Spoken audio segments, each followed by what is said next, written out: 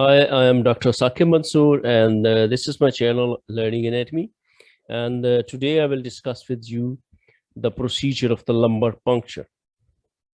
So, lumbar puncture, also called as spinal tap. So, let's see what it is. Its definition. It's a procedure in which a thin, hollow needle called a spinal needle is put into the space surrounding spinal column. Of course, the space is the subarachnoid space in the lower back to withdraw some cerebrospinal fluid or CSF or inject some medicine. This is the definition. You see, this is the needle, being inserted into the subarachnoid space. This is the lumbar puncture needle, which here has a stylet, right? So, its site. This is very important. It is different in adults and children. In adults, spinal cord ends at the lower level of the L1 to L2 vertebrae, and subarachnoid space and at the lower border of the S2 vertebral level, right? So where the lumbar puncture is performed, lumbar puncture is carried out at L3 to L4, L4 to 5, or L5 to S1 interspace, right? So in adults, the usual and the most common place is from L3 to L4, whatever, between these L3 and L4 interspace, right? The L4 or L5S1 interspace should be used in children as the spinal cord ends at L3, right? So this is, I will show you the pictures very soon, right? It's just here and here, these two pictures, and I will discuss there. And this mnemonic, the memory tip, to keep the cord alive, keep the needle between L3 and L5, alive and 5, right? To keep the cord alive, keep the needle between L3 and L5. This is both in adults and children. But it's a technique. The patient should be lying on his side or in the upright sitting position. This is the upright sitting position which the patient is reclined, and this is the lateral position, right? So what's these positions? Again, you see upright sitting position with vertebral column well flexed. Here you see this is the vertebral column well flexed, so that the spaces between the laminae are stretched to maximum. And this is, so typically 5 to 15 ml of CSF is removed for analysis. So, right, so this is, you see, first position, patient flexed like this, sitting on in this position, sitting upright. And this is, this is patient lying on his side, right? These are the two positions in which the spinal tap is carried, right?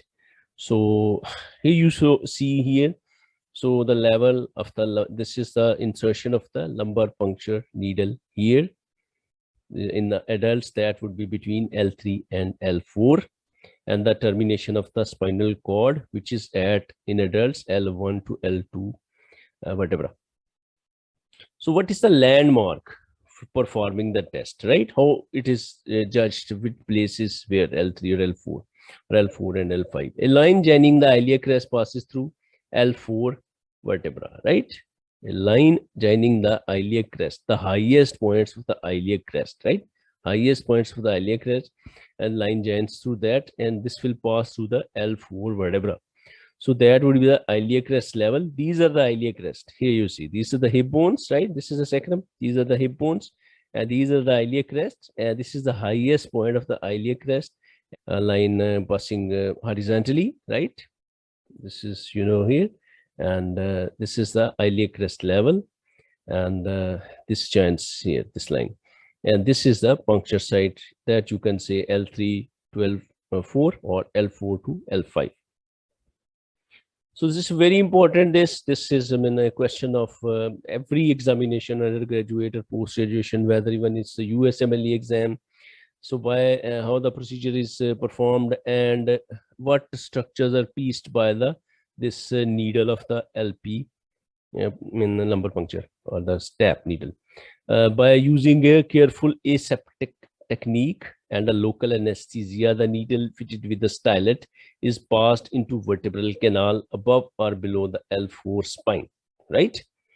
So needle passes through, first of all, it is the skin, and number two, it is the fascia and fat, and number three, here it is the supraspinous ligament, here you see this, and number four is the interspinous ligament, here this, and number five is the ligamentum flavum, here this is the ligamentum flavum here, and number six is epidural space, this number six, right? And number seven is the areolar tissue containing internal vertebral venous plexus, right? This is the number seven, right? And number eight is the dura mater, right? This is the meningeal layer, outermost meningeal layer, dura mater. Number nine, internal to 8 is the arachnoid mater, and this is the, you know, below that is the subarachnoid space, right? This is the thing where is the CSF is lying, and it is taken by this syringe, the needle, right? So 5 to 15 ml is taken for the test. So this is the thing, you think I mean zoom the picture for you, and you see this is the all the layers, it's a label, this is 1 2 put here, written there, right? Told you already. And this 3, and this 4, this 5 6 7 8 9, and here you see this is ultimately going into the this subarachnoid space, right? So depth to which needle passes varies from 1 inch 2.5 centimeter or less in a child to as much as 4 inches in the obese adult. 4 inches would be equal to 10 centimeter. When stylet is withdrawn, a few drops of blood usually escape.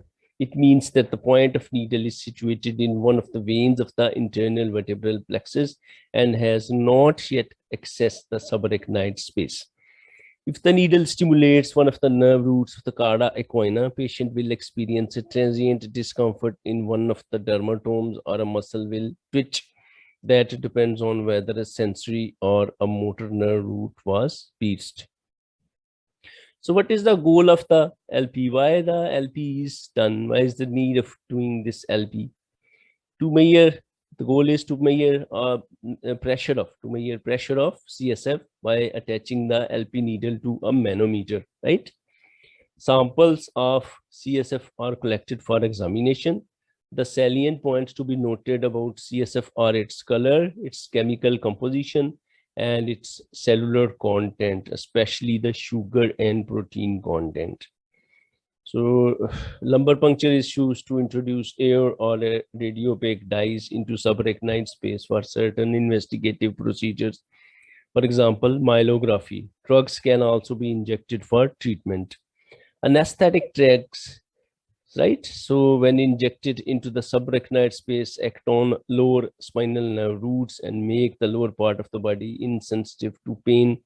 This procedure is called spinal anesthesia, right? So this is emphasis on spinal anesthesia, where the anesthetic drugs are injected into this subarachnoid space, and it is used quite often for abdominal, pelvic, or the lower extremity surgery.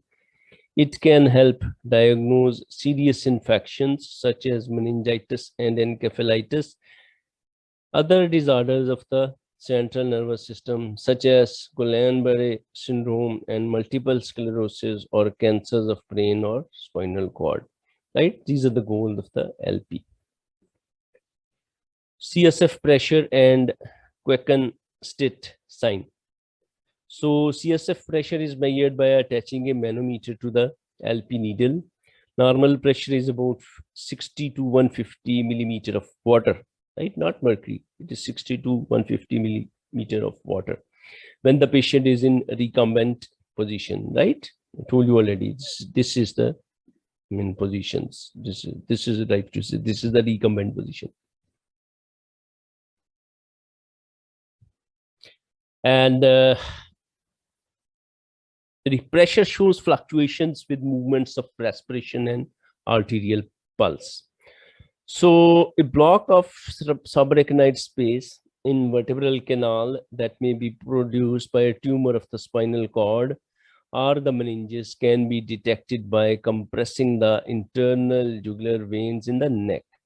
This increases the cerebral venous pressure and impedes the absorption of CSF in the arachnoid granulations, thus resulting in an increase in the manometer reading of the CSF pressure. If this rise does not occur, subarachnoid space is blocked and the patient is said to show a positive Queckenstedt sign. So what are the contraindications of LP? These are the conditions in which lumbar puncture should not be performed. Right? Normally, this LP needle is not an invasive procedure. That way, it's a very safe procedure. If there is suspected an increase in intracranial pressure, ICP, a lumbar puncture is contraindicated. Removal of CSF in these cases could produce a vacuum and lead to herniation of cerebellum into the foramen magnum with serious consequences, including death. Increased CSF pressure also can cause papilledema, swelling of the optic disc. What is papilledema? It is swelling of the optic disc of the retina. As the retina is observed easily by use of an ophthalmoscope, the papilledema will contraindicate performance of a lumbar puncture, right? And what are the complications, right? So these are, serious complications are rare, but some of the complications are common. Some patients may develop a mild or severe headache when the procedure is finished. Headache could be a result of the loss of fluid or leakage of fluid through puncture site. The pain is characteristically relieved by lying down and exaggerated by raising the head. Injection of the patient's own blood in epidural space at the puncture site may give some more complete relief, right? You may have a slight risk of infection because the needle breaks the skin surface, providing a possible way for bacteria to enter the body. Short-term numbness of legs or lower back pain may be experienced. Serious complications are rare and include epidural hematoma, infection, uncal herniation, or cerebellar tonsil prolapse. So thank you very much for listening to this very, very important lumbar puncture procedure, all its complications and the related things and the procedure. This is very important clinical examination, often done in the wards to diagnose many serious things, meningitis or encephalitis more especially. And I thank you very much for listening and stay safe. Support my channel to encourage me and subscribe it and share and like and do comment down below. Thank you very much. Bye.